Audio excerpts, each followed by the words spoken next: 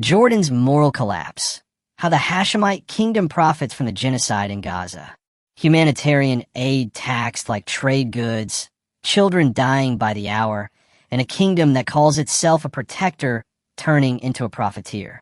While bombs fall on Gaza, while newborns die in incubators without electricity, while parents dig with their bare hands to find their children under the rubble, a scandal quietly emerged.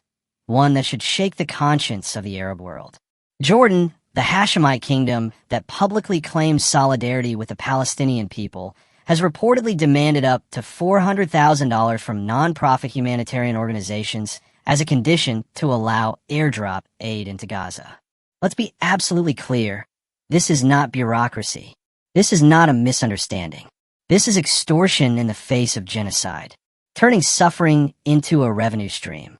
At a time when the world watches Gaza descend into one of the worst humanitarian catastrophes of the 21st century, Jordan had an opportunity to stand on the right side of history. Instead, it chose to stand at the border with a price tag. Multiple NGOs and independent humanitarian initiatives have confirmed that Jordanian authorities demanded hundreds of thousands of dollars to grant clearance for aid packages to be airdropped over Gaza.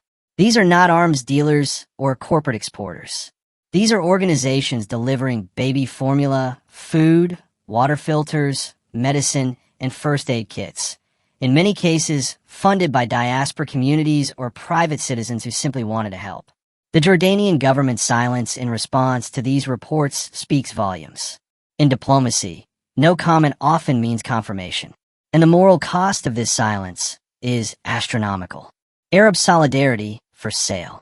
Jordan is one of the few Arab countries that still publicly claims to support the Palestinian cause. Its royal family frequently invokes its role as guardian of Islamic holy sites in Jerusalem. But actions speak louder than scripted press conferences. When Gaza needed lifelines, Jordan demanded invoices.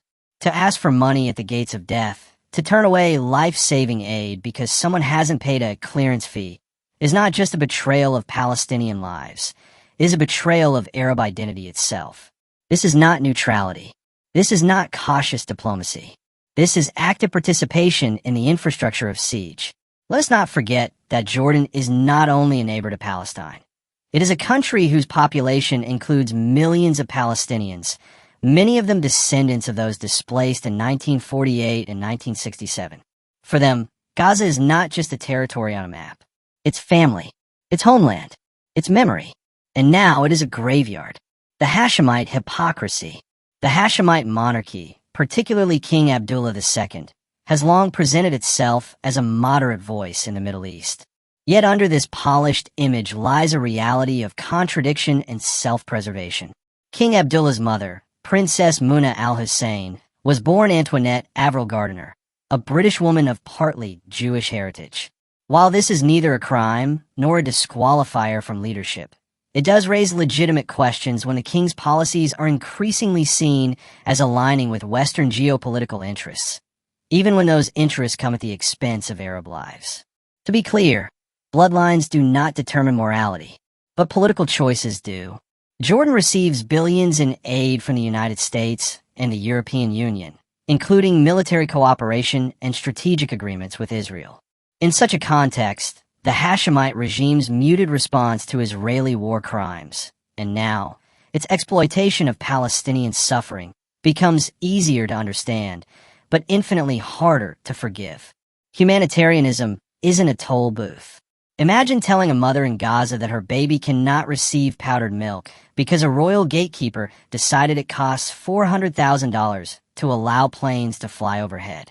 Imagine telling a man digging his child out of concrete that the delay in a rescue kit came because the Kingdom of Jordan needed to process the payment. This is not logistics. This is blood money. It goes against every principle of international humanitarian law, every code of morality, and every trace of human decency. Even in war, there are rules. And one of them is this: you do not obstruct aid. You do not weaponize hunger. You do not charge admission to life. International complicity through silence. The scandal should have prompted outrage from every government in the Arab League, every human rights organization, every United Nations agency. But, predictably, the silence has been thunderous. Why? Because Jordan is seen as a stabilizing partner in a region where the West fears instability more than it fears injustice.